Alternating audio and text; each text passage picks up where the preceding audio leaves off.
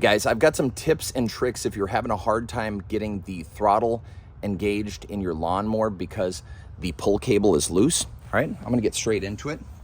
And just to make sure we're talking about the same thing, this right here is your throttle. This is the cable that runs up, and it goes up and it's controlled by what's called the bail. This is the bail, okay? Tip number one is gonna be, you can disconnect this from your bail handle and you can tie a tiny knot in here and then put it back in place.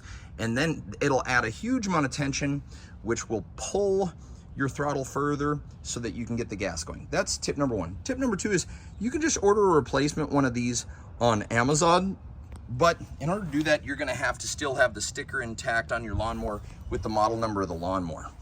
The third one is a lot of times this bail handle has gone bad. Maybe it's not engaging enough tension. You can replace the bail handle on your lawnmower. And I'm gonna tell you, you can find a million of them on Amazon. Just get one that is in the ballpark of the right size. It can be off by an inch or two, so don't get too caught up in that, because I'm gonna show you what to do with a bail handle that's not perfect, all right?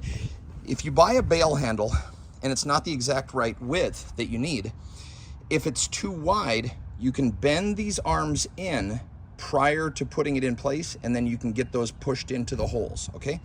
If it's not wide enough, you can bend them out, okay? So this bail handle, don't get too caught up in getting the exact right width. A lot of them are gonna be 15.5 inches, and you might need a 14 incher or a 17 incher, but you can make it work. Anyway, have a good day, guys.